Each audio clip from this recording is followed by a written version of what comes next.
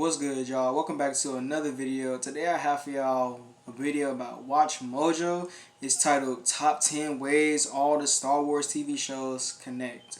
Now, I'm a very huge fan of Star Wars, or at least I used to be. I haven't really been keeping up with all that stuff lately. I think I watched a few of the Star Wars TV shows. I believe the TV shows were like just the cartoons and things like that. My favorite was Star Wars Rebels. Like, that was my most favorite one. Yeah. Well, let's get straight into the video. It is a big galaxy, but the Force ties it all together. Welcome to WatchMojo, and today we're counting down our picks for the top 10 ways all the Star Wars TV shows connect. For this list, we'll be looking at the various narrative threads, plot elements, objects, and characters that create a sense of cohesion between the various Star Wars television series, as well as the films. Please note, we're only including shows that are officially canon, so don't expect to see any Lego Star Wars or Genndy Tartakovsky's Star Wars Clone Wars. Oh, wow, really? Number 10. Filling in the gaps. The Star Wars films are the pillars of the franchise, but as the timeline grows, fans have ever more questions about the time between the films. Thankfully, the long-format episodic nature of TV allows creators to really flesh out the galaxy far, far away. Set between Attack of the Clones and Revenge of the Sith, Star Wars The Clone Wars takes a deep dive into its titular conflict and the many players involved. Star Wars Rebels sheds some welcome light on the state of the galaxy in the lead-up to A New Hope. I'm very fond of these droids, Rebels and I'm was glad the we can best return one. them. The Mandalorian reveals life on the Outer Rim between the fall of the Empire and the rise of the First Order, and Resistance precedes and overlaps with the events of the sequel trilogy. Can you believe this kid, BB-8? Number 9. C-3PO and R2-D2. We have been in the most absurd situations I could never compute. Jedis come and go, but these droids are a near constant presence in the franchise. C-3PO and R2-D2 were logical staples of the Clone Wars animated series, but more surprisingly, they were also central to the Star Wars Rebels episode Droids in Distress. Trust an astromech to ruin everything. Secret mission. Secret mission. R2 later popped up again in the Season 2 episode Blood Sisters. C-3PO, for his part, managed to land himself a voice cameo in the pilot episode of Resistance. Leia Organa has also made appearances in both the aforementioned series. It's a small galaxy after all. Given the plot and setting of The Mandalorian, it seems unlikely that they'll have a cameo. But then again, they do have a knack for popping up where you'd least expect them. Otto, you should know I have total confidence in your skills as a pilot, provided you can avoid these Star Cruisers. Number 8. Obi-Wan, Allies and Enemies. Master Yoda, I gave Qui-Gon my word. Obi-Wan Kenobi's story spans more films and series than most. He got plenty of screen time in the prequel trilogy, but the Clone Wars animated series invited us to get to know him more personally, even giving him his own love story. Satine, this is hardly the time or place for... Alright. Had you said the word, I would have left the Jedi Order. That is touching. Later, towards the end of the show, his trademark sense of humor is all but gone. He's exhausted. The Council will decide what our course of action will be. It's the sort of development that requires seasons worth of content to achieve. Among the few Jedi to survive the Great Jedi Purge, Obi-Wan is largely absent from Rebels, instead being relegated to Tatooine. You're in the wrong place, Ezra Bridger. Master? Master Kenobi? I am, and when you have your strength, I will help you on your way. But in an episode that felt like a real gift to fans, Rebels brought Obi-Wan back to conclude a story that began in The Phantom Menace. Oh, wow. Oh my god, it's an ad. Number 7. Captain Rex. It would help if you eased their minds. The Galactic Republic uses clones instead of droids, but it wasn't until the Clone Wars animated series that they felt like real people. Throughout the show, we actually get to know a number of individual clone troopers, and wouldn't you know it, they have their own personalities. I am one with the Force, and the Force is with me. I am one with the Force, and the Force is with me. I am one with the Force, and the Force is with me. Of the various memorable clones, Rex is the one who stands out most, especially when it comes to creating a sense of continuity. He's a reliable commanding officer under Anakin and a friend to both the Jedi and his Padawan throughout the Clone Wars. We also get to catch up with him in Star Wars Rebels. War was never dull. The general I fought with was among the greatest of the Jedi. I trusted him with my life more times than I can count. Best of all, the Rebels' finale epilogue even places him in Return of the Jedi. Number 6, Mandalorian history and culture. This is the way. This is the way.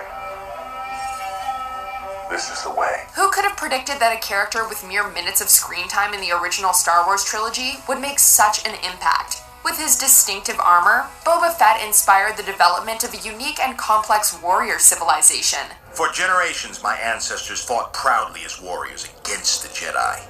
Now, that woman tarnishes the very name Mandalorian. There isn't much room to get into the history and culture of the Mandalorians in the films, but the Clone Wars dedicated numerous multi-episode arcs to them, even exploring the historic Siege of Mandalore, the same battle that our protagonist in The Mandalorian lived through. In Star Wars Rebels, Mandalorian warrior Sabine Wren is a central character. That might be the Mandalorian way, but it's not my way. Not anymore. Of course, with Star Wars' first live-action series, we're now getting even more insight into this diverse group's culture and creed. Our secrecy is our survival. Our survival is our strength. Number 5, Darth Maul. At last we will reveal ourselves to the Jedi. At last we will have revenge. There's no keeping a fan-favorite character down. Though he was bisected in The Phantom Menace, this breakout dark-side Force user got a new lease on life in Star Wars The Clone Wars. Darth Maul was one of the coldest characters. It took him from supporting villain to one of the franchise's most complex. Not only did we learn about Maul's backstory in The Clone Wars, but he also got a brother, Savage Opress. Always two there are, my brother. A master and an apprentice. And you are the apprentice. After serving as a major wildcard throughout that galactic conflict, Maul returns in Star Wars Rebels older, wiser, but no less dangerous. In fact, his plotting in Rebels is arguably more devious than ever.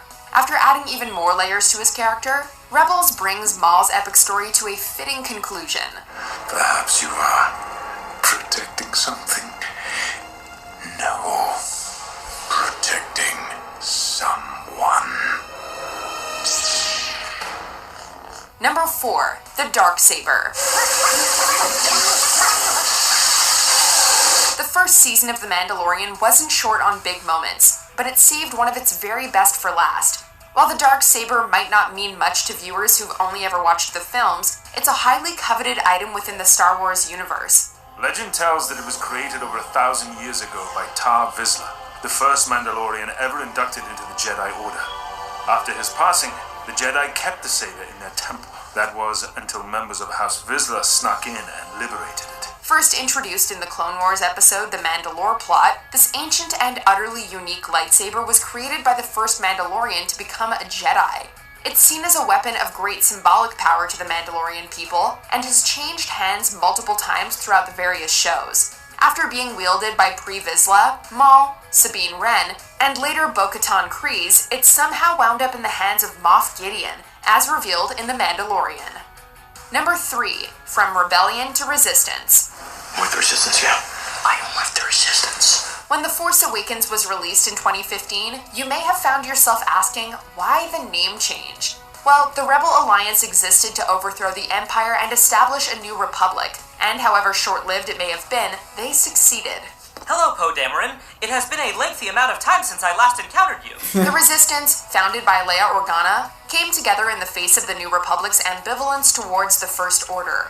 The organizations might seem similar in purpose, but the Rebels and Resistance shows help to flesh out the history of the respective groups and clarify how they differ from one another. This day has been a long time coming. Hopefully we can finally deal a blow to the Empire and show the rest of the galaxy what we're capable of.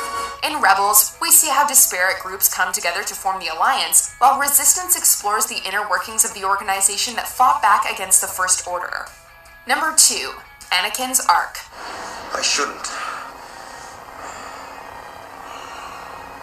Do it. A Of the many criticisms leveled against the uneven prequel trilogy, Anakin's fall to the dark side is among the most universally frustrating. The character feels, in general, underdeveloped, but his transformation into Darth Vader in particular feels rushed and somewhat unnatural.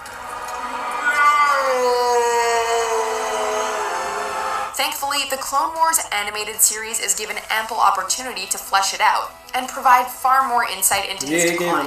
It also gives us more time to get to know Anakin, making his eventual fall all the more devastating. If it was up to me, I would kill you right here! Like Obi-Wan and Darth Maul, Darth Vader also resurfaces in Rebels. His face-off with his old Padawan makes for one of the character's most emotionally charged moments to date, or otherwise.